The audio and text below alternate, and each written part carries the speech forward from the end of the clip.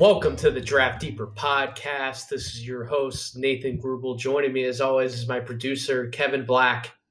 And with me this week, I know the string of massive guests had to come to an end at some point.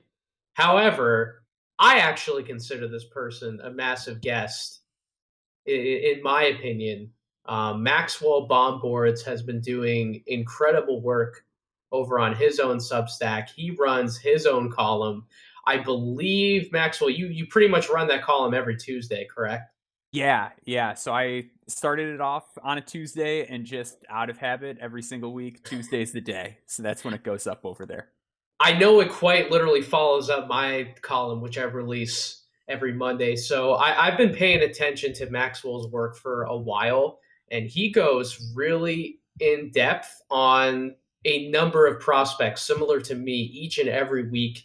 He has highlighted quite the number already.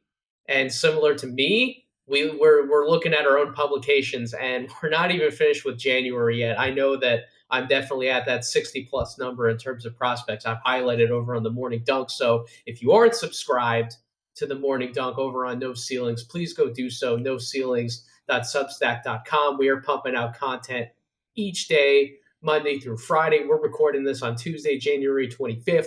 Our friend Corey Tullibut had a banger column about Jaden Hardy. He just got up and close to see the G League Ignite team. I'm going to be seeing them this weekend, hopefully weather permitting. I mean, geez, they're talking about some crazy nor'easter that's going to blow through my area. I drive a little Mazda 3, so I'm a little nervous about making a drive if we got like 10-plus inches of snow on the ground. But hopefully I'm able to get down to Delaware to see the G League Ignite team. I've been really impressed with some of those guys in particular lately, but he has a great piece that he just wrote, so definitely go check that out on the Substack. But without further ado, proper introduction for you, Maxwell. How you doing? I'm doing great. I'm really excited to be here. I've been a fan of your podcast almost since the beginning, and the whole No Ceilings crew as a whole. Tyler Metcalf was like one of the first guys I got really into as far as draft writers. So it's really cool to see what you guys are doing, and glad to be a part of Draft Deeper here tonight. So what got you so fascinated with wanting to write about the NBA draft and become a sicko, as you friendly dub yourself? Because Yeah. you got to be a sicko to want to do some of the work in this field when you talk about covering as many prospects, especially like you and I do on a weekly basis. It's a lot, man. So what made you want to focus in on it? Yeah, so it's always something I've loved. I've been a huge basketball fan my entire life. My first like NBA draft related memory was actually I was in third. It was the summer between like second and third grade, I want to say, and I one of my sisters was out of town, so I got to sleep. I got to use her bedroom that had a TV in it, and I watched like a preview show previewing the NBA draft. And ever since then, the draft has been like my thing in basketball that I've enjoyed the most. So it's always something I've paid a lot of attention to. There was a show, War Room Hustle, a few years ago. There was a podcast. Oh my God! Oh, Dude, not the War Room Hustle. it was that kind of got me deeper into it, and then just started to pay closer and closer attention. Last year, I think COVID was really what got me into it, just because there was nothing to do. There was no sports on TV, so it just became, well, this draft is going to happen, so I'm going to learn as much as I can about these guys. And ever since then, it's been just more and more something I've gotten into. Hosted a pro wrestling podcast for a long time, stepped away from that when my wife and I were going to have our kid, and I wanted to have another creative outlet, and then this has taken on a life of its own, so I don't really have any more free time than I did before, but it's given me something to do. But I've just always loved the draft. I love trying to project it. I love being wrong and learning what I got wrong. Yes. And just seeing players develop. It's rewarding and exciting. Well, now I know you're a draft sicko. Jesus, you talk about the War Room Hustle. I gave that podcast a shout out on my last pod with Jonathan Wasserman. Wasserman used to hop on with my old boss Alon Vinokurov all the time. And if you want granular talk about prospects, there is no one better to go to than my old boss Alon, who taught me everything he knew. So shouts to him. He's a legend. in the space. I really enjoyed working for him back in the day. I learned a lot, and I always continue to learn by listening to that podcast. So I'm glad that Alon has fans all over the place, and now that podcast has helped turn more people into sickos like him and I. So I love it. So without further ado, let's dive in because we are going to be sickos tonight. We're going to talk about guys who are not 1 through 5 on everybody's big boards. I've done a ton of top prospect discussion with a number of guests going back, not just with my last 2 podcasts with Sam Vecini and Jonathan Wasserman, but dating back. I mean, going back to Chad Ford in the middle of December. I've been hammering some awesome folks in the media industry about some of the top guys. So let's go back to the roots. Let's talk about guys that give Draft Deeper its name quite literally. Although I will say, Maxwell, the first guy we're going to talk about has been buzzing of late.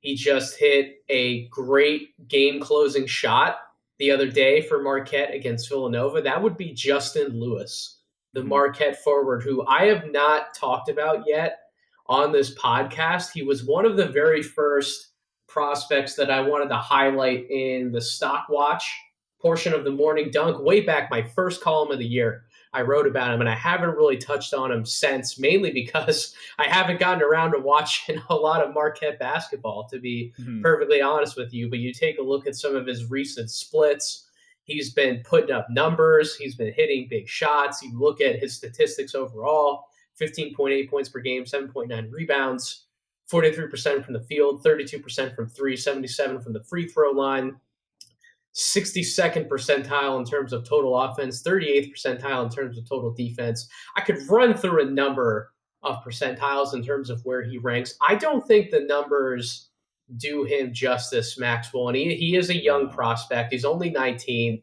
But when you actually flip on the film and you watch him, he, to me, strikes me as one of the most intriguing forward prospects that we may have in this entire draft class, really because of his frame. He's 6'7", I believe he's listed at about 237 pounds. He looks like he's 240 pounds. He's not overly thick in terms of like bulky when he's moving around on the court, but he's definitely built really well. He's strong. The way Marquette uses him on the court, they love to put him as a roller in pick and roll actions. They love to have him pop out on the perimeter. He uses threat from 3-point range. He does have a good clean shot off the catch. Some people have a few questions about his mechanics. I guess we'll talk about those a little later on. I'm not overly concerned about them, but as a pick and roll threat, as a pick and pop threat, he's one of those guys who has these long strides and really good footwork when he's going to the basket. He can finish inside. He's not too much of a creator for other people. Matter of fact, his passing is probably, in my opinion, his poorest trait offensively, other than just being this guy who can maybe knock down a tough jumper off the bounce if he's not set properly. But you look at some of the other things he can do, though, especially defensively, where he's very versatile. He can be a guy who definitely guards 3 and 4, could possibly even guard NBA 5s in time, depending on the kind of small ball lineups that he's involved in. I know this is a guy who Chuck from Chucking Darts has talked about multiple times. I know that he's been on the bandwagon for quite a while now. And Lewis is one of these guys. He's really young in the game. He didn't get a lot of opportunities last year to prove himself in a COVID-riddled season, but now he's really jumped out full force. He's really popping up on a lot of radars, and I'm curious, Maxwell, to get some of your thoughts about him, because out of all these guys we can talk about today as quote-unquote sleepers, Lewis is quickly emerging as one who he might not even be a sleeper anymore in another week or two's time. He might be firmly in first-round discussions for a lot of people. Yeah, a lot of that's going to depend on kind of where his production level's off. Because if he just continues to play how he's been playing, I don't think there's a way he goes past the first round. I thought last season he came across as just a very raw player. Yep.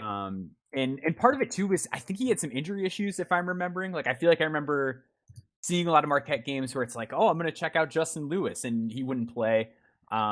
They also were kind of playing bigger last year with Theo John and Dawson Garcia, so he was forced into the 3 spot a lot. Yeah, he Um, was in and out of the lineup. They had a little bit of a weird team. You mentioned Dawson Garcia ended up transferring to North Carolina. He only started one game last year, so he really was in and out of the lineup. yeah, and I think he's been a little bit up and down in terms of his outside shot. Like if you just look at his 3 point shooting splits throughout this season, he'll have runs where he's hitting them, and then like he'll have a stretch where he just goes 1 for 5 a bunch of games in a row, or as a couple just real bad games as an outside shooter. I agree with you 100% that the numbers don't do him justice, and I think a lot of that is just his physical tools, and there's not really a way to put that into a box score. But you mentioned him guarding smaller fives. In that Villanova game, Eric Dixon's like 260, Mm-hmm. and Lewis was kind of bossing him around at times. He is really powerful, and it shows up in his rebounding numbers. But I love his defensive potential. I think he's really solid now, and if the outside shot is even okay, it's so much better than it was last season where he was like 22% from three that a team's Yep. going to talk themselves into that improvement. Now this year he's at 32. So big jump in that. Free throw percentage up 20% also. There's reason to buy in that he's going to be okay as a jump shooter eventually. I mean, he's really taken another step within the offense overall. He's almost doubled his total field goal attempts per game. He's certainly 3 times as many 3-point attempts per game. He's not getting to the line too much more. We talk about his physicality. He's not a guy who's necessarily always looking to draw fouls or create contact around the basket. He's a guy. He has those long strides, and he's actually, I think, a little underrated in terms of evading the defender. He's able to step around guys and get around them, and then he's able to finish with his length. So he's pretty intriguing when he does get a step on somebody inside the arc. He's not explosive. He's not the quickest player on the court, but that was a good word that you used. He's powerful. Deceptively so. Like you look at him, you don't initially think that he's going to be as strong as he is, but then the camera zooms in on what his frame actually looks like, and you realize he's a lot bigger than he might look when the camera is zoomed out. I'm assuming that I would get an even better read on him if I saw him in person. I don't know if I'm going to be able to get to do that this season, but these pick and pop kind of forwards who can hold their own defensively in multiple different situations. I I don't need these guys to be like 40% 3-point shooters. Like I know Shot Quality commented on one of my tweets the other night, and he asked me what do I think he ultimately ends up as a 3-point shooter in the league. And I would say if he can end up around that like 36-37% mark on the same kind of volume that he is right now, like taking almost 5 threes per game, I would be really happy with that, because the type of threat he would pose to a defense in those pick and pop situations, depending on the point guard that he's paired up with. I mean, you're really putting the defense in quite the conundrum, just given the high level of point guard play that's required nowadays in the NBA. What would you say? What would you say you think his 3-point percentage is going to be at, or top out at? Like, not necessarily once he gets into the league, but like 2-3 years down the road. Where do you think he's going to be at, and what are your concerns with the jumper overall? So yeah, I might be a little more bullish on him, because I think even if the jump, I feel like even if it's at like 35, 34, he's still like definitely an NBA player at that point, just based on the other stuff he does on the floor. And I'm kind of buying more into, like you mentioned, his passing earlier is something that's not great. I think it's still so much better than it was that I'm talking myself into that being there eventually. Do you think that's just from him being that raw? Because like yeah, naturally, I think he was raw, and I also just think that, like, because he was in and out of the lineup so much, I think role has a lot to do with it. I think just having consistent playing time in a defined role is a big part of it. I think he's just more comfortable on the court, period. yeah, because I mean, I would think that playmaking is something that he's probably going to work on, especially after this year. Like if he is going to be a big who's used almost exclusively in role type situations, playmaking out of the short roll has become so valuable in today's NBA with how much space you can find yourself around that nail area. That is something that he really needs to take advantage of more often. I I don't think he's bad at making the read. I just don't like his touch. I don't like when he actually makes the passes. You see a number of them kind of errant or off the mark. I don't think it's that he doesn't recognize what's going on. I just don't like his passing touch overall. Is that something that can improve in time? Absolutely, especially when you consider I don't think he has bad hands. I don't think he has Mhm. hard hands. Like if he did, he wouldn't be as good of a rebounder as he is. Like per Yeah. 40 minutes, he's grabbing 10 boards per game. So I think he does have nice soft hands, but yeah, he's definitely has to get better as a passer to take better advantage of more of those situations. The defenses are going to really figure out to stay home on him, especially when he Mhm. tries to get more of those pick and pop situations. They're going to stay home on him. They're going to contest. They're going to bother that shot. And he seems to be a guy who's much better at hitting open jumpers than necessarily when the defense is closing out on him, unless you might feel differently. No, I agree with that wholeheartedly, and I think a lot of it too is, like you mentioned, the synergy numbers not looking great. Spacing isn't awesome on this team, and like It's not. we're talking a lot about like point guard play too. I love Tyler Kolek. If I could give shooting ability to any player in college basketball, it would be Tyler Kolek. That man is like a wizard with the ball, but he just can't throw grape into the ocean this year. Uh, I I think that like yeah, that to me is why the shot needs to be there because he needs to get that respect. I yeah, the passing touch thing I understand.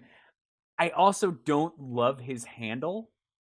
Um, I don't love him off the bounce at this point. And when he's able to take long strides to get where he wants, that's when he looks great. But if he were to be in a situation where, let's say, they're running a pick and pop, he gets the ball, the defender sort of stays home on it, and he has to, he doesn't have an immediate pass, and he's going to try and put it on the floor. I don't feel great about that at the NBA level. If someone's I coming in don't. hot to close out on him, I'm okay. He can make that stride around him and get to the rim. Yep. But if I don't feel great about it either, and I think that's really where a lot of the appeal would come from. If you're banking on him being young and having all this potential, you would figure that that's one thing that he's definitely going to develop, along with some of the playmaking ability, is to just be more of a live dribble threat with the ball in his hands. And I I agree with you. I'm not in love with the handle either. I don't know if I'm buying any sort of top tier shot creation from him at any point. I just think he's a guy who can hit open catch and shoot jumpers. He can stretch the floor because of his size, his length, his bulk. He's able to play up in position and he's able to be that floor spacing 4 or 5 for an NBA team. I think that's where his appeal lies. And don't get me wrong, that's still a really valuable player in today's NBA. But I think when you start to hear some of these whispers that like, is he a guy who's coming like for to be ranked within the top 25? Like I think if you're going to start talking about him being like a potential top 20, top 25 selection, and outside of like the early second round, I think you're trying to buy into him developing more as a shot creator, as not a facilitator, but a guy who can be much more aware and ultimately better at making that live dribble pass. So I'm kind of sensing some hesitation from you as well, Maxwell, that you're not fully buying into that either. Yeah, and I've kind of moved him around a lot. Like I'm not super married to my board really at any point, like I don't think anybody's prior to married to this May, board. but I know I'm yeah, not, but he's a guy that I've moved around a lot just because like on a game by game basis, some days it'll really feel like he can be a nice cog in the offense and keep it moving. But it's just one of those guys, and Tary Easton is similar in a way where like he is playing a very high usage role right now that I just don't think he's going to have to in the NBA. You have to kind of glean from these little, like, very specific instances what will and won't work for him. And with a guy like Tary Easton, I just feel better about decision making, the dribbling, and things like that. And I'm not even crazy about Tary in those instances. To me, like that's where like you look at Justin Lewis compared to that, and it's like, all right, well, have Tary Easton, and how much lower do you put a player that is behind in those aspects? so where Justin Lewis has a much cleaner shot, in my opinion, off the catch. Oh yeah, I Tari agree with that. Yeah. is Tari's technically the better free throw shooter, and Tari also is one of those guys who can make those live dribble passes, and he can Mm. make some of those more next level reads, that second read after the first one. He can make that, and he can make that slick dime, that cutting big man, that roller next to him. He can make some of those passes that you see on film, and you're like, oh shit, where did that come from?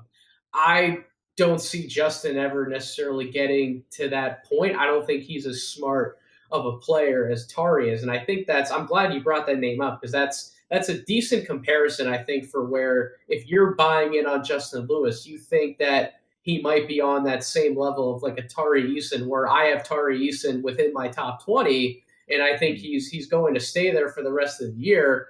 I'm not ready to get there on somebody like Justin Lewis, although I do acknowledge that if some more things hit for him, he may, in theory, have higher upside because I think he could fill a cleaner need for an NBA team than Tary Easton, who is a guy who teams kind of bring in to wreak havoc and chaos on the defensive end, but he's not always a sure thing offensively because of his play style. I haven't fully bought in on his interior finishing ability, although I don't think that's necessarily a strength of Justin Lewis either in certain situations. But I want to buy in more on Justin. I'm not quite there yet, but he is somebody who you have to highlight at this point because he is taking and making big shots for a Marquette team that they're not a basketball team. They're not a bad basketball team. They're not a great basketball team, but they're not a bad team.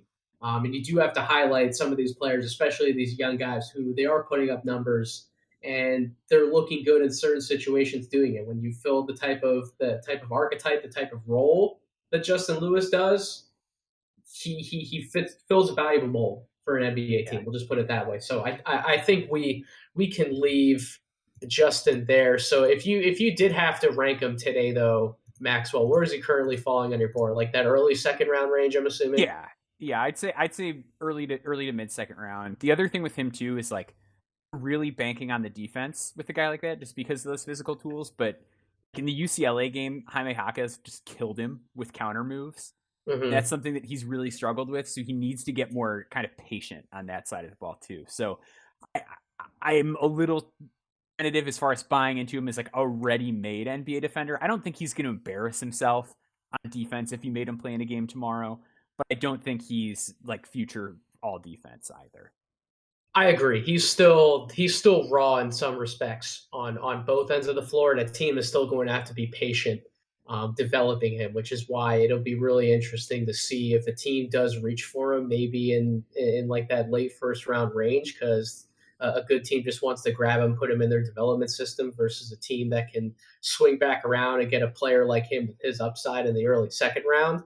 Maybe instead of giving a team a worse team two of those guys, maybe you see one of those playoff caliber teams snake him in the back end of the first round. We'll have to see where he ultimately goes. And I mean, he does technically have to declare, right? He's a sophomore. He just have to declare for the draft. So we'll see if he puts his name in. But right now, things are looking really good on that front. A lot of positive buzz around his name. I'm curious to see what happens with his stock moving forward. But let's talk about a guard who, Maxwell, this guy has become one of my favorite prospects in the entire draft. Alondes Williams, he is playing his ass off for Wake Forest. He plays so hard. He's competitive.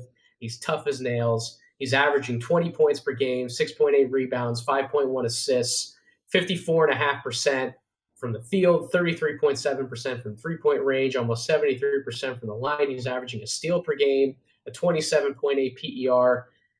You can point to some of the shooting inconsistencies from the perimeter, but he still has a 61.9 true shooting percentage. So that's telling me when he gets that ball like 12 feet and in, generally it's going in for him. He's a really good finisher around the basket. Some of the synergy numbers would also bear that out. He's in the 87th percentile finishing around the basket, 85th percentile in terms of total offense, 63rd percentile in terms of total defense. So a guard with his size, with his length, his ability to make something happen on or off the ball. I think the jump shot's gotten better as the year has gone along. I think he's definitely more confident off the catch. He's been more confident hitting open spot-up shots. He can definitely create for himself in isolation. He's been a much better player this year, scoring and passing out of pick and roll. he's not lighting up the world. He's not in like the 90th percentile in either one of those two categories when we're talking about scoring or assisting out of pick and rolls, but he's still in that 59th,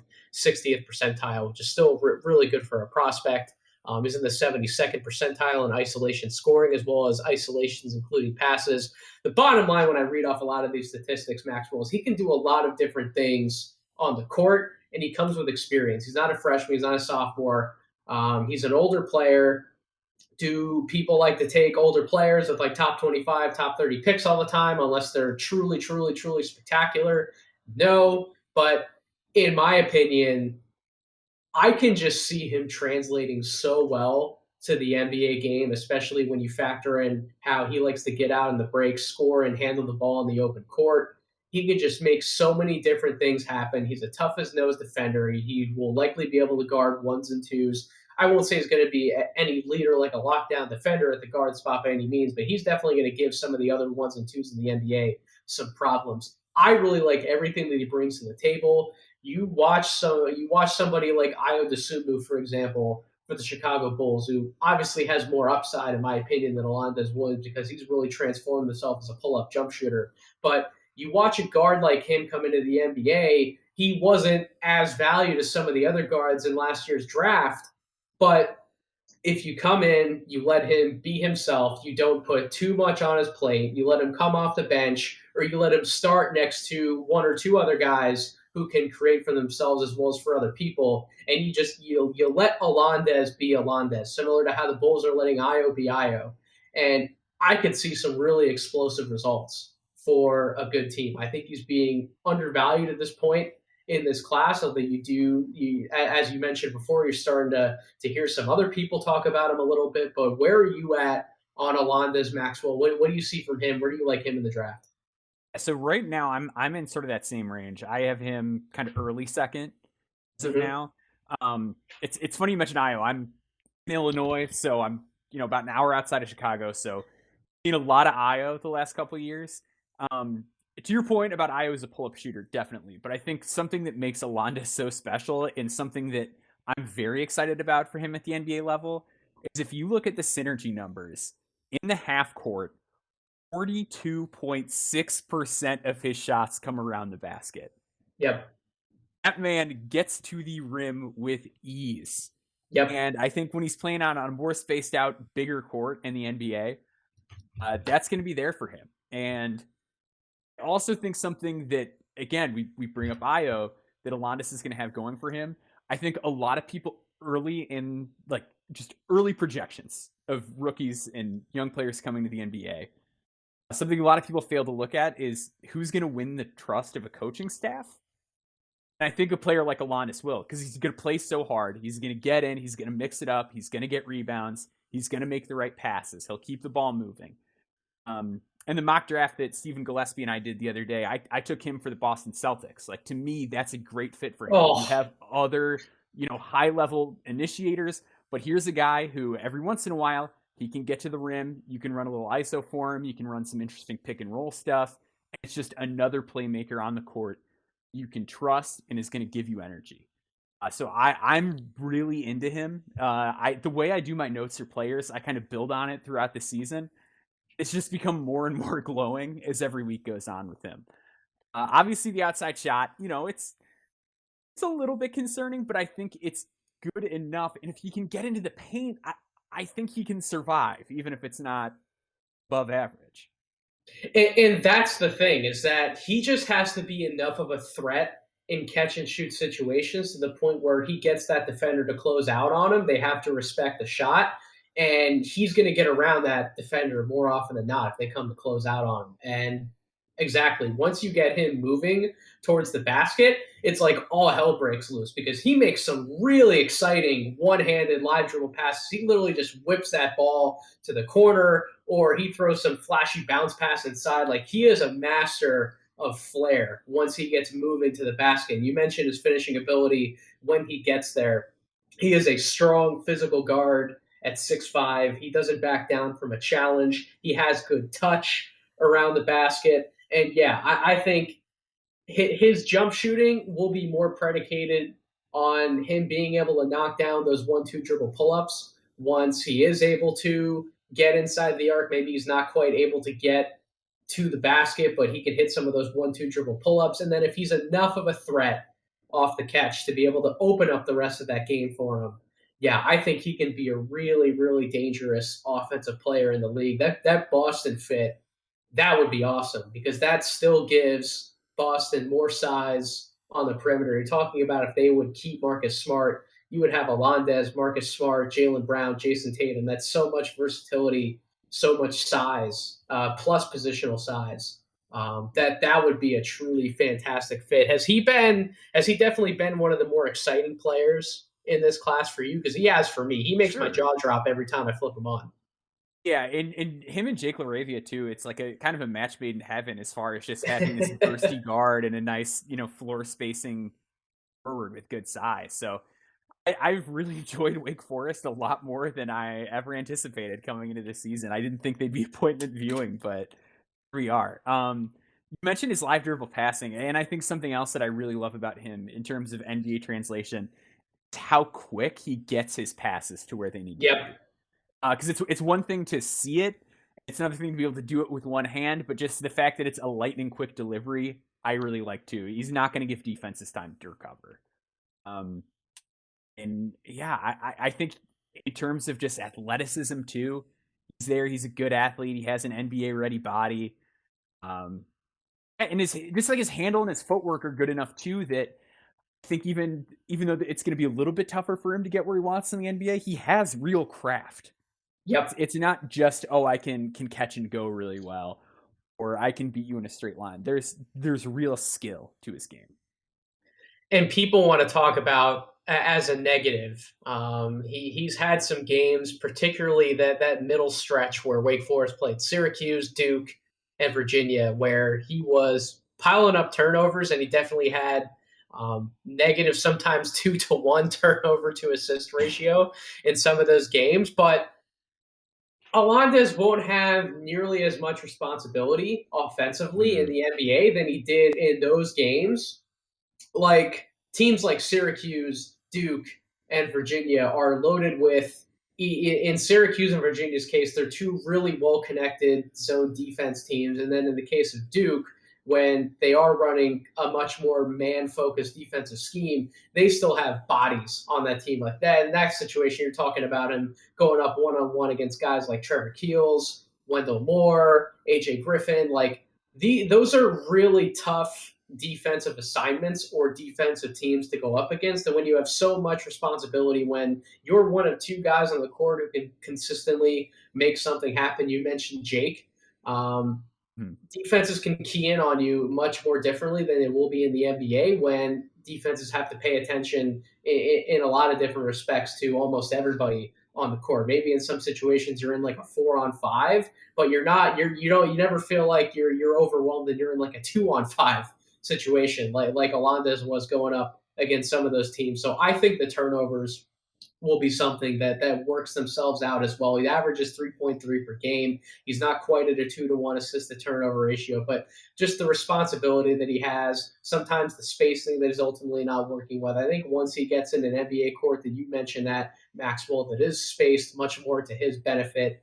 And he has guys next to him who can do a little bit more off the bounce, can also create. I think we're really going to see another evolution to Alondes' game, and that's why I have him in that same early second range right now, but I've been really toying with putting him amongst the top 30 guys the next time I do my board because I really think he has starter upside. If he's playing on the right team next to the right players, I think he could thrive as a starter. I don't know if his ceiling is only capped at being like one of the first guards off the bench, maybe he's like the 7th to 9th man in your rotation. I think he actually has a ceiling that's higher than that. What do you think about his upside? I think it's definitely possible. I think a little bit of it is still going to depend on fit just because it's really hard for me to imagine him as like a real plus shooter at the guard spot. So he'll probably need a good amount of spacing and shooting around him to hit that. I do think it's possible though. And I think a lot of times we underestimate role and fit. I mean, you mentioned the Duke game. He kind of had to force it. He had to. And as it went on too, like I put in my notes that I love how he didn't quit against Duke. He was forced into times, but that was the only way Wake was going to hang in that game, was him trying to make things happen. So I think there's a world where he hits as a starter. Defensively, he's kind of sneaky. Like he'll block some shots now and then. Again, we're going back to Ayo Dosunmu again. Is another guy that once his role is lessened on the offensive end and he doesn't have to be responsible for so much, I think the defense is going to look even better. So I do see starter upside. I think he's more likely in that kind of 7 and 9 rotation spot, like you mentioned. Yeah, the longer the season goes on, I kind of see that first round argument, just because I have a hard time imagining him failing, just based on how consistently he puts pressure on the rim and how good he is around the basket. He's 62.7% on twos. Yeah, and I mean in that Duke game, you talked about it. He was 11 for 21 from the field overall, but he was 10 for 17 on 2-point attempts. He only took 4 threes, and really there are some games he's usually hovering around that like 3 to 4 3-point attempts mark. The majority of his damage that he does is because he gets to the basket, he hits on his pull-up jumpers inside the arc, and he hits on his free throws. In some of these games where he does have these upper tier scoring numbers. I mean, I believe he only got to the line 3 times against Duke, but in some of these other games where he's put up numbers, I mean, against VMI, he was 12 for 13 from the free throw line. Against Oregon State, a game where he had an efficient 24 points, he was 9 for 14 from the free throw line. So I think just him continuing to be aggressive, not always settling for the pull-up jumper, trying to get to the basket in the right situation and be better at drawing contact and get to the free throw line, where I think he can be better than about 73%. That's another way for him to build out his offensive game and continue adding to his points per game averages. But yeah, fit definitely plays a part to it. But I mean, you mentioned in a mock draft, you took him to Boston. Like if you put him in the starting lineup next to Jaylen Brown and Jason Tatum, 2 guys similar to Ayo being in a lineup with Zach LaVine on one side of him. Like that's the type of creation where if he has that next to him,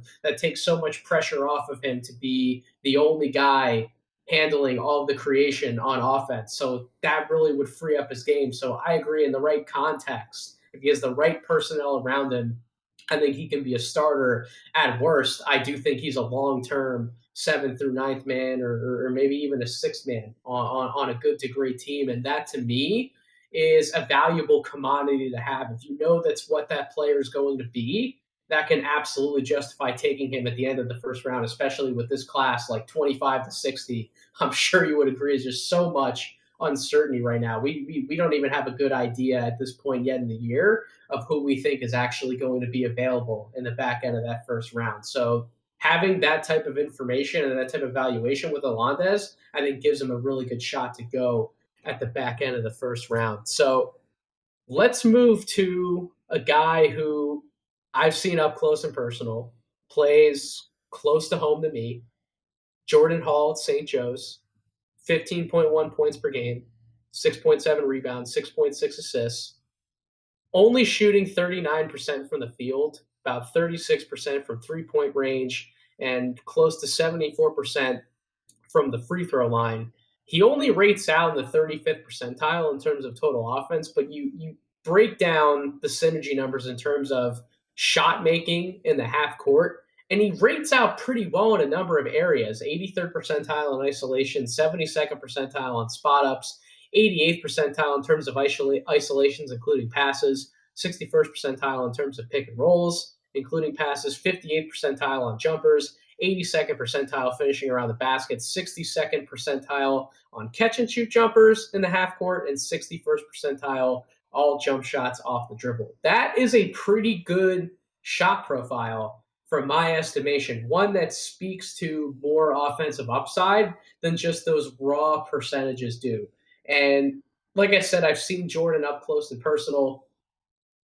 I think that he's going to be much better in the NBA when he has better talent around him. If you look at that St. Joe's team, first of all, if you're really spending time watching St. Joe's on a Saturday afternoon when you can be watching a team from the ACC or the Big 12, God bless you. You are a sicko, just like us, because it's Jordan Hall and it's Taylor Funk, and that's about it. Like some of the things that Jordan Hall has to do to create offense for his teammates are ridiculous. Like when he gets in a pick and roll situation and they double him out of the screen and he has to hit some weird pass at some ridiculously contorted angle to get it above both defenders and to the roll man who's slipping to the basket for the easy score. Like just some of the passes he hits at some of these angles are absolutely ridiculous. He always keeps his head up. He knows what's going on the court at all times. And I think the jump shot improvement is probably the biggest selling point for him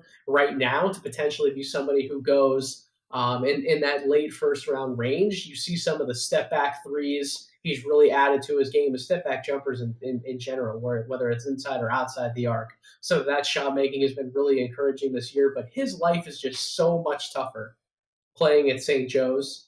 And I think that definitely has to be taken into account just when you look at some of the raw percentages. But when you factor in where he rates out in a lot of those shot making percentiles in the half court, like I outlined, you start to look at his case. I think he becomes a lot more impressive than when you're just looking at some of those raw numbers. So, what do you think about Jordan Hall, Maxwell? Why is he somebody who has been on your radar this year? Where do you have him right now in your rankings?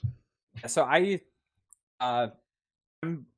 from the Chicago area, but I've probably watched a lot more 76ers and Bulls since the process started. I was a big Allen Iverson guy as a kid. I think the Atlanta Hawks Sixers series just scarred me. It has made me value dribble, pass, shoot, wings more than like anything else, and that's what Jordan Hall is. You mentioned this St. Joe's. I watched on my lunch break today. This is true sicko behavior. Oh my god! I watched St. Joe's versus George Washington. Jesus. The game in which St. Joe's was assessed a technical because their shot clock did not work before the game. So quite the game. There's so many scoring opportunities he just doesn't get where he'll be wide open and a team that won't see him or things like that. So beyond just the amount of attention that he has to deal with on a game by game basis, sort of lack of open shots that he gets and things like that playing as well. Another big reason I'm into him, I mentioned like the dribble pass shoot element. You talked about his passing. His passing is really great. It's point guard level, and he's 6'6". He has to play point guard for that team, essentially, which is crazy because he would not be doing that for an NBA team, but he literally has to bring the ball up the floor every single possession. No, and like when there are games where he gets to sort of slide into like a lower usage role, he looks comfortable doing it. Like he's good with the ball, but I don't think he needs it. He does not.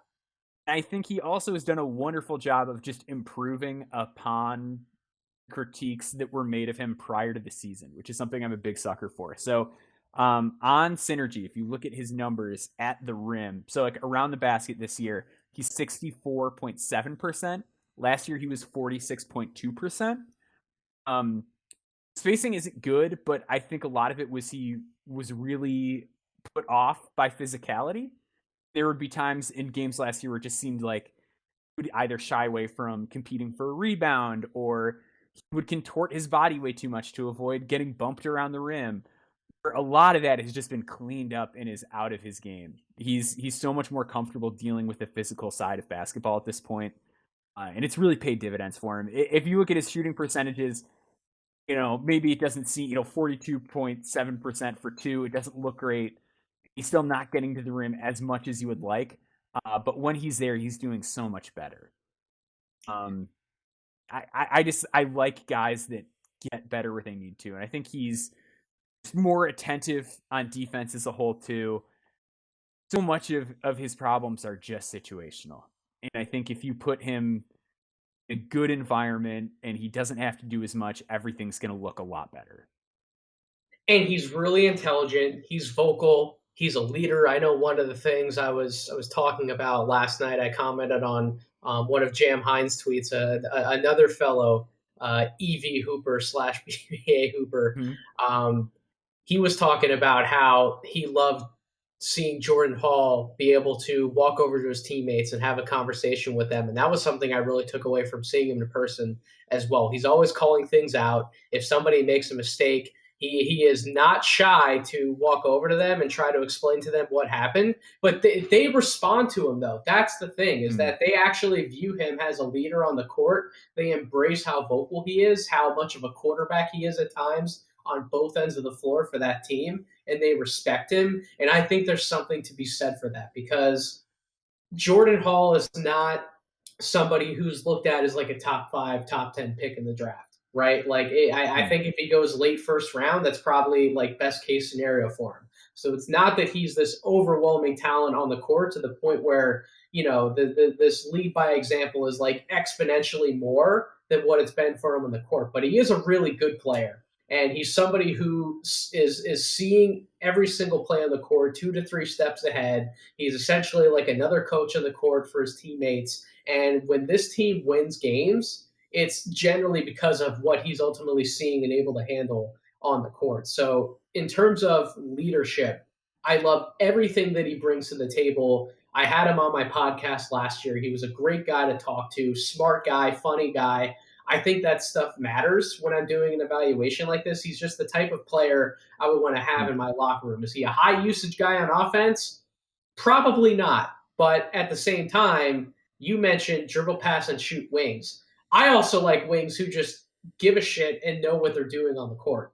And Jordan Hall, that's definitely something that he brings to the table as well. One thing I'll note, the game I saw him this year live was against Temple. And I think that was a really a sneaky good evaluation for him, because Temple might not be the most competitive team in the country in terms of wins and losses, but roster composition, they're a very young team. They're an energetic team. They have a lot of guys in that like 6'5" to 6'7" range size-wise on their team. They threw a bunch of different looks at him. And every time they threw something different at him, he figured out how to deal with it. He figured out how to make the right pass out of pick and roll. He figured out how to counter with a dribble move or two, where to go with the ball, what type of jump shot that he needed to hit on that particular possession. He knew how to dissect and figure out each matchup they threw at him. They literally threw the whole kitchen sink at him.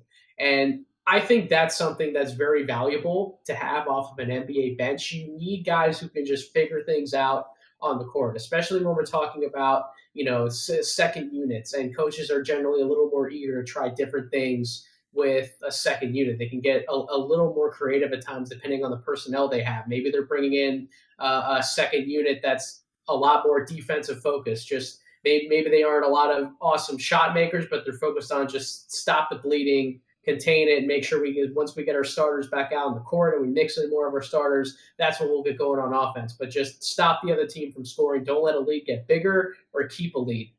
And they'll try different things. They'll experiment more. And Jordan Hall is one of those guys who can not only figure it out for himself, but who can also figure it out for some of the other players who aren't quite as talented on the court as well. So like having him come off the bench with second units and be that sort of quarterback, I think that would be really valuable for an NBA team. And as you mentioned, Maxwell, his ability to mix and match with other starters, with other starting caliber players, play a little more off the ball, I think he would be relieved to be able to step into a role like that in the NBA. And I think he can absolutely play off of other people. So he's just one of those really malleable forwards, another guy who has gained buzz in draft circles because of how he can mesh with different types of players. Certainly. And something you mentioned too is sort of using guys off the second unit to create mismatches and tinker around with different lineups. I think the Richmond game was a game where you really started to see how that could work for Jordan Hall. Richmond has a lot of smaller guards, and they tried to put them on him. I think knowing the previous scouting report on Jordan Hall being a guy that doesn't like physicality, he used that to sort of back him down, have everybody else space out the court, keep an eye out for cutters, open shooters as the help comes over and things like that. He knows how to leverage a mismatch. And that's just such a nice basic skill to have when you have that sort of dribbling ability and that passing ability at that size. I think it's all there for him. And, you're talking second units too, or makes you think of a guy like Delano Banton, who also was on just a poor college team. And a lot of the same stuff as Jordan Hall. Probably not as good of a shooter, but bigger than Jordan Hall. And look how things have worked out for him in Toronto. If he's in a good situation with a creative coach, I think that he can really be off to the races. And his jump shooting as well, whether it's on the ball or off the ball, it is improved. But he has a pretty looking jump shot, man. Like I love watching him shoot jumpers. I think that over time, as he gets more repetition, as he gets more comfortable shooting the ball in different situations, I think he's only going to continue to get better as a shooter. And if he gets to a point where he becomes like a 37, 38% three-point shooter combined with everything else that he brings to the table, you can start to talk yourself into maybe he can be a starter one day in the NBA. I think the defense would still have to come around a little more than it has in college, but at least offensively, if you're taking somebody like Jordan Hall in the early second round, you can start talking yourself into him being a starter for you potentially down the road in the right situation with some of the right development. So I love trying to take some of those value type picks in the early second round. I want to rank him in my top 30 so bad. I haven't gotten there yet, but he is so close. Like I think my last top 30 I came out with my big board 2.0. He was that guy that literally just missed the cut. He's somebody who's had my eye since last year. I really value his talent, and I'll be really curious to see ultimately where he falls in the draft. But he's definitely playing. He plays a position. He plays an archetype. Plays a role that NBA teams are valuing more and more and more nowadays, as you kind of said. And then kudos to you for bringing up that Hawks 76ers series. I am a Sixers fan, so yes, I'm still scarred by that series, definitely. So. Yeah, and I've got him in a similar spot right now too. I have him at 32 right now. So yeah, he's just right in that same sort of range for me.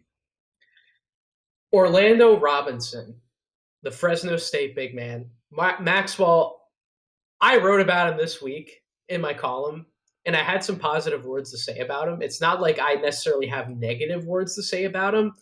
I just haven't fully figured him out as a player yet. And I wanted to make sure that I flagged him in my column as somebody to start to take notice to.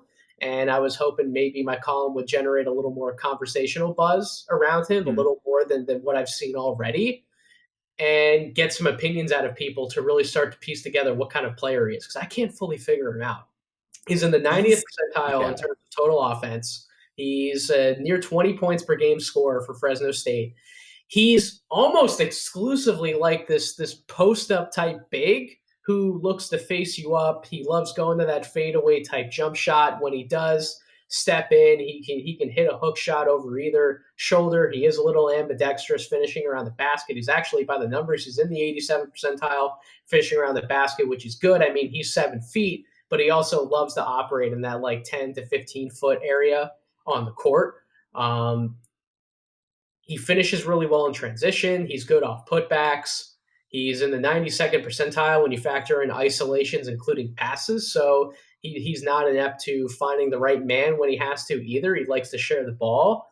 But he's only in the 30th percentile in terms of spot-up shooting. He's at the 35.2% mark shooting from the three-point line in general, 79% from the free throw line. I guess my question for you, Maxwell, is we're kind of painting him as this stretch big. Mm-hmm. And again, we're talking about somebody probably in the second round of a lot of people's boards, probably in like that 45 to 60 range. So it's not like we're trying to figure out, and we have these massive questions about like this guy who we're trying to peg as like a top 20 type player. But he still perplexed me in that we want to project him as this stretch big. Is he actually a stretch big in your opinion? Where are you kind of at on somebody like Orlando Robinson? So I think he is / will be. I don't know that I think the tools are there. When just in general, when you look at what percentage big men shoot from three around his age, it's usually not this good. Yep. Generally, they take a little longer to come along. And also, most guys that are stretch bigs don't have his sort of athleticism and handle and polish and face-up game. Before the season, I wrote that if you look at Orlando Robinson and you squint really hard, and I'm talking really hard. Like, you can kind of see Karl Anthony Towns a little bit. Obviously not in the same stratosphere. That's sort of the idea, is he can do a lot off the dribble from the perimeter as a big man. He can drive. He's one of the better big man passers in this draft. I'd probably have guys like Trevion Williams ahead of him. Jaylen Williams from Arkansas, if you're into him as a prospect, is probably just better for just talking in terms of passing. But just in terms of an overall face-up game, I don't think anybody is a big, other than maybe Chet. Like, but nobody outside of the first round has that kind of a game. It's a big. Is he just like a more creative Channing Frye off the dribble? Like, is that kind of like what Kind he of could like do that? in the NBA? Yeah. Like, if Channing Frye could drive and was like willing to do more on the block and around the basket. My concern with him is sort of the inverse of Jordan Hall, though. Like you mentioned, his spot up numbers. I don't really know what his game looks like without the ball, because he has it all. Like, he has it a lot, and he had it a lot last year too. I don't think I saw any of his freshman games, but yeah. So he's got to get better off the catch, because that's going to be more likely what his NBA role is going to be. Yeah, he's like I said, he's this very post up oriented big where he likes to face up, give somebody that jab step, maybe fade away out of the post on a jump shot. But like, teams aren't going to give him that same diet of shots in the league. No. I 100% agree with that. He does have to get better off the catch. Any thoughts about his defense? Because he rates out. See, this is where the case for him falls apart, because he rates out in the 11th percentile in terms of total defense. And I agree with Sam Vecini. The synergy defensive numbers shouldn't be the be all end all of defensive metrics. There aren't really any perfect defensive stats. But as a 7-footer in today's NBA, you can't be a non-factor defensively. So that would be, in my opinion, where some of the case falls apart. For sure. And I think that there's two reasons for optimism there. One is, again, high usage offensive player. Maybe that's a little better when he doesn't have to worry as much about that. The second is just the improvement from last year to this year. A lot of it is mentality with him. I remember vividly a game last season where Fresno State was playing Nevada, and Grant Sherfield was just tearing up Fresno State. Mm-hmm. Robinson was hanging his head. He was sulking. Like, he just looked like he didn't want to be there as soon as that game got away from him. And now it's the opposite. He looks super competitive. He's fired up. I've watched them in close games that they lost where he looks like he is ready to go to war the entire time. His level of engagement is so much higher. That I think it's just he averages over a steal and a block per game. So it's not like he isn't active on the defensive end. It's just keeping that engagement throughout the entire game and not being solely a defensive playmaker at 7 feet. Like, if I want somebody to go out there and cause chaos, play passing lanes, help block shots from the weak side, like, I'll go get somebody like Tary Easton, for example, since you brought up his name earlier in the podcast. Like, I don't know if that's the role I want Orlando Robinson playing. I want him to be more of a rim protector or a rim deterrent at 7 feet and be able to play more comfortably and be a little more active around the basket, not necessarily stepping out away from the basket. So and I have two kind of concerns with him as far as that goes. Like, a block and a half per game, just in a vacuum, sounds fine. Is a 7-footer in the Mountain West Conference playing the schedule that he has, you would like to see more. And part of it is he bites on everything. He's pretty easy to fake. And the other issue is he's not very fast off the floor. A lot of times when you see him get up, whether it's for a dunk or a block, it takes him a while to load up. That's really my concern with his defense at the NBA level, is like, I just don't know that a guy with that type of load time, his current just general proficiency and awareness on defense, is going to be able to really protect the rim in any meaningful way. You mentioned a name, Maxwell. Sometimes I do this to a guest. Sometimes I throw them a little off guard, and I hit them with a question that we didn't necessarily, quote unquote, prepare for. But I've been seeing Jalen Williams come up a lot on social media. I love Jalen Williams. Yeah. I have not taken the time to sit down and watch like multiple Arkansas games yet this year. So, as someone who doesn't have a clear opinion on him, sort of describe to me in layman's terms what his game looks like and why should I be excited about him as a prospect? So Jalen Williams is uh okay. Man, okay. Think of uh it's unfair because like the only other guys that really play like him aren't built anything like him, which would be like Trevion Williams or Jokic, where he's just sort of this like center that has the ball in his hands a lot at 6'10". He has a deep passing bag. And he can do it facing up, but also he can post up and just find guys even when his back is to the basket. Um, I'm not crazy about him coming out this year just because he's not physical at all. I was just going to say that. Like, is he physically ready for the NBA? Because when I have seen some of the clips, he looks really skinny.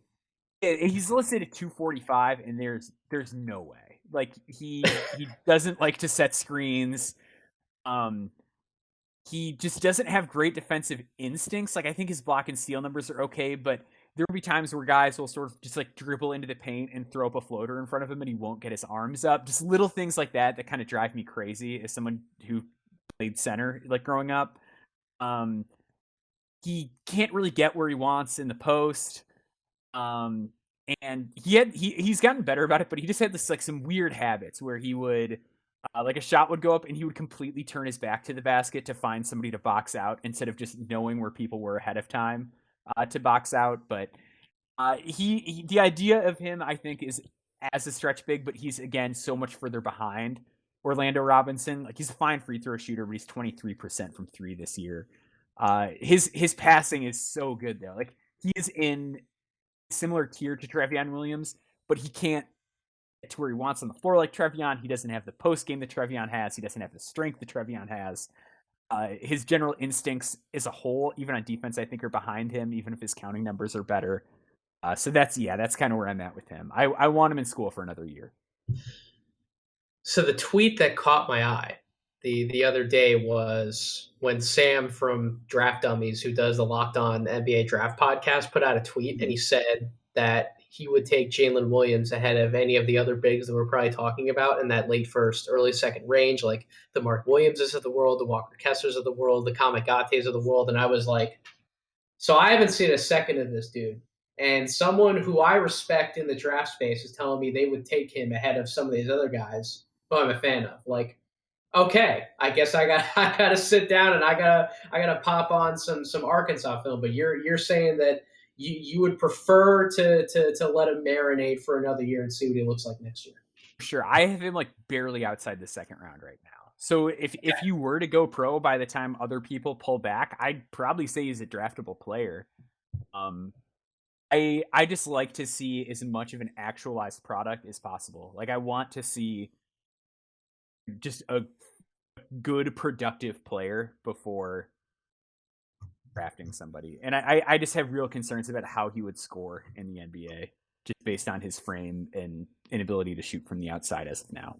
I mean, I think you and I are in agreement on that point just based on some of our glowing evaluations earlier in this podcast where we talked about how effective Alondes could be in an NBA role. We talked about what Jordan Hall might be able to bring right away to a second unit. We weren't quite as on board with the type of player that Justin Lewis could be when he steps into the NBA. So I think we're on board in terms of we like to see more finish prospect versus, exclusively projecting out to what they could be 2, 3, 4 years down the road from now. I agree with that. And I think that's going to factor in more this year than ever because there's so many intriguing freshmen that we could talk about who have struggled to really impact the game in a big way and put up efficient numbers on a consistent basis, yet they're probably going to find themselves at the end of the first round conversation because of the upside they have if they stay in the draft or they might elect to come back to school. So that's why I think this year more than ever, it's really fun to talk about some of these guys like an Alondes Williams or a Jordan Hall or some of these guys who we're confident they have a chance to crack an NBA rotation when they step in the league next year. versus taking the project he is probably going to spend more time in the G League. You're going to have to be a little bit more patient with his development. That's what makes the sleeper conversation so much fun this year. But let's finish out this podcast with one more guy. I was excited when you threw his name at me because I've seen him multiple times this year. I'm going to see him at least 2 more times this year. Harper Jr. from Rutgers. We want to talk about finished products. He is a senior. He's about as finished as he's going to get from a developmental perspective, but at the same time, it's a really interesting player. He's 16.3 points per game, 6.5 rebounds, 45% from the field, 45.7% from three-point range, shooting over 5 3-point attempts per game, 76%, near 77% from the line. He averages over a steal per game, 22.1 PER. For a player who is almost solely doing his scoring off of perimeter shots, he's 58.9% true shooting percentage, 87th percentile in terms of total offense, 97th percentile in spot-up shooting, 94th off screens, 88th percentile on jump shots overall, 94th percentile on catch-and-shoot shots. And those are the numbers to highlight with Harper Jr. because he is a perimeter shot maker, first and foremost. You might be able to classify him as a shooting specialist, depending on what your definition of shooting specialist is. Bottom line is, this dude puts the ball in the bucket at an incredibly high level. And I've seen him hit so many tough shots over the last 2 years. I saw him hit one of the most ridiculous game winners I've ever seen in my life against Purdue in one of the top college basketball games this year. I loved him last year. I still love him this year. Now, we can talk about what the word love means for me. I love him as a prospect and somebody I would draft. Does that mean I'm taking him in the top 30? No. But do I have him inside a top 60? Do I feel that he's, without a doubt in my mind, a draftable prospect? Absolutely. He is a very unique player. We can talk about how we wish we would want him to be in better shape. He's over 260 pounds. He is a tank. Corey and I were literally behind the bench last week, and I was literally sitting right behind him. And I would be scared to face him in a back alley. We'll put that way. He is a very big human being. But just because he's unique doesn't mean he doesn't deserve to be drafted. He is one of the more unique prospects in this class, but at the end of the day, like 6'5", 6'6" guys who can be mismatched type of wings, who can put somebody on the block, back them down, who can also step out and hit 3-point shots, running off screens or operating off the catch like he can, and who can just he lives off of a tough shot making diet as effectively as he does. I think he's definitely a draftable prospect for NBA teams, and he's somebody who he might not be a starter caliber player, but when we talk about guys in that 7th, 8th, 9th, 10th man range, you can do a lot worse than bringing somebody like Harper Jr. off the bench. So I would absolutely consider him draftable. I know a number of people in those ceilings also consider him draftable. Where are you at on somebody like Harper Jr., Maxwell? Yeah, so I've got him in that sort of low 40s range for sure. I think he's absolutely draftable. You mentioned the physical kind of fitness and shape thing, and that's sort of my concern. But even in that Purdue game, there were times where he was on Jaden Ivey and he stayed with him just fine. You know what? Yeah, you know what really throws me off guard? When you do not expect a man at his size to move his feet as well laterally and as quickly as he does. He has some of the best perimeter footwork I could talk about for a lot of different prospects in this class, yet he's 6'6", like 260 pounds. Yeah, well, and that was like the first thing I wanted to ask you about with him is somebody who's like seen him in person. Is so up close, it passes the test for you. Oh, it's legit. It's legit. He can absolutely defend on the perimeter, which again is crazy for me to say, but he can do it. Yeah, and I think that he's just sort of a smart player and he's skilled. Passing placement isn't always perfect, but does a good job of finding open teammates. He can bang guys out down low if he gets a smaller, weaker guy on him.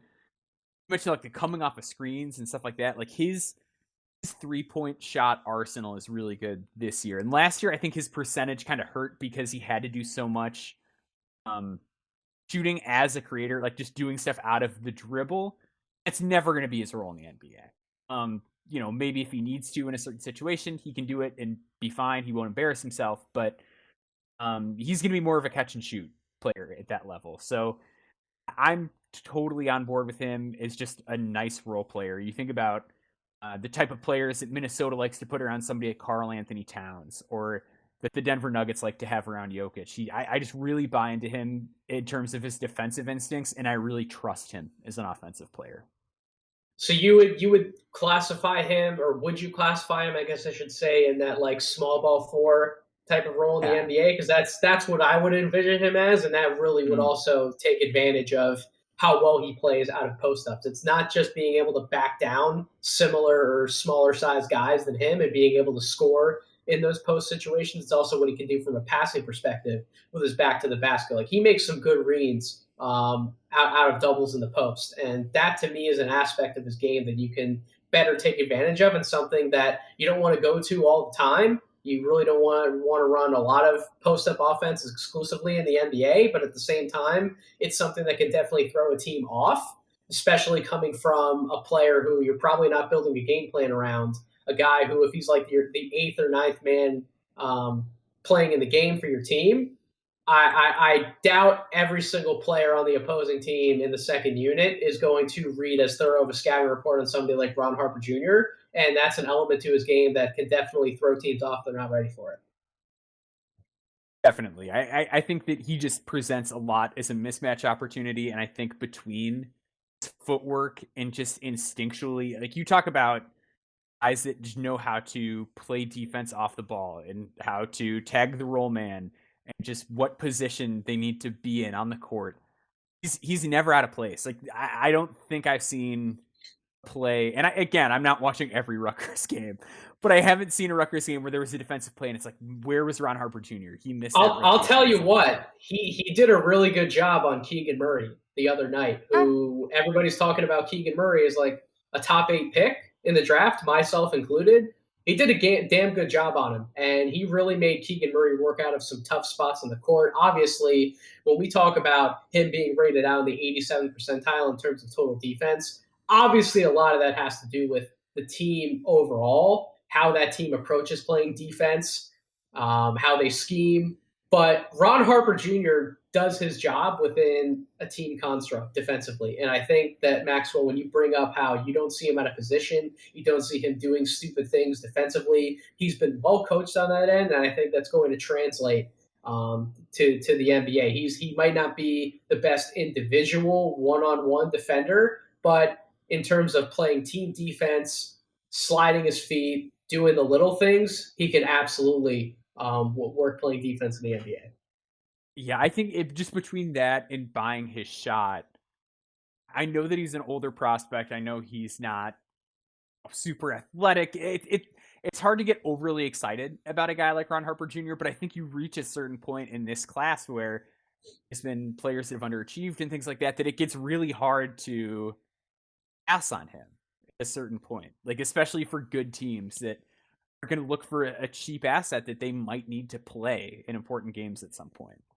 Yeah, I don't think you could ignore a shot maker like him in the second round. I think somebody's got to take a swing on him. And if for whatever reason he would not be drafted in the second round, you know that he's going to be one of the first people called to come suit up for a summer league team and ultimately make it into camp and hopefully sign some sort of two-way contract if he wouldn't be given a guaranteed second round deal. So, but with that being said, Maxwell, that's going to do it for this episode of the podcast. Thank you so much for coming on. I've wanted to have you on the podcast for quite a while. Like I said at the top of the show, you're one of my favorite reads every week. So please tell my audience, in case they aren't following you and your work already, plug everything that you're doing. Awesome. Well, first of all, thank you so much for having me on. Like, it genuinely means a lot to be on a show that I've listened to for a long time. So it's extremely cool. Big fan of your work, and just appreciate the opportunity here. So my Twitter handle is @Baumboards. It's BAUM, the word boards. And you can find my work at baumboards.substack.com. Give me a subscription there. It's free. It really helps with SEO and metrics and getting eyes on what I'm doing. So subscribe. It's free. I'm only writing one thing a week, so I'm not going to blow up your email inbox. So give me a subscription over there. I'd greatly appreciate it.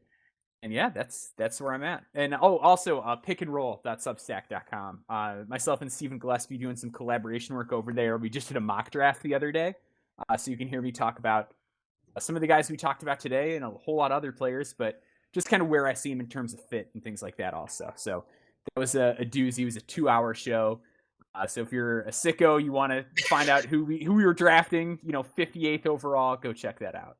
Another friend of the program. God bless you guys for doing a full 2-round mock draft. I'm going to be recording a first-round mock draft this week on this podcast, and Tyler Rucker and I are already dreading picks 15 through 30. So God bless you guys for going the distance and doing 31 to 60. But seriously, with doing the mock, it just gets so crazy so quick. Like at a certain point, the floor falls out and yeah, it gets real messy with this class.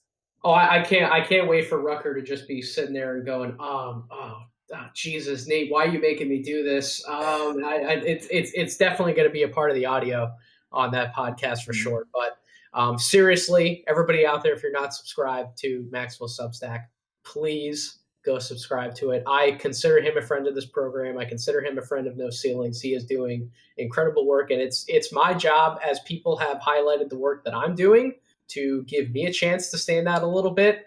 I have to be sure to pass the buck along and then show favor to anybody else who I think is doing incredible work in the draft community. And that's what this is. It's a community. I love talking to people. I love having different people on this podcast.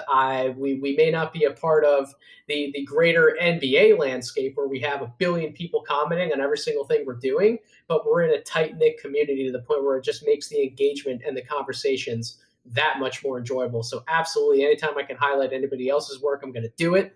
But thank you again so much, everyone out there, for listening to this episode of the podcast. If you haven't subscribed already, please go subscribe wherever you get your podcast, Apple Podcasts, Spotify, YouTube. Absolutely follow me over on Twitter @DraftDeeper.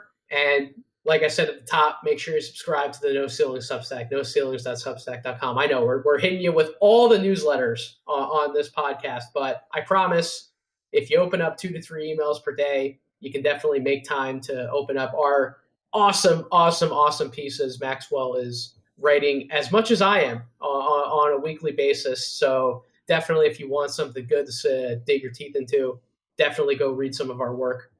And we'll be back again for another episode this week. As I mentioned, I'll be doing a full first-round mock draft on this show with Tyler Rucker, and making his return to my podcast, Simon Rath, a.k.a. Hawks Draft Nerd. Yes, I'm getting him on a podcast. He deserves to be on another podcast. He's so great at what he does on social media. So we're going to be doing a full first-round mock draft. We'll record that tomorrow, have that out by the end of the week.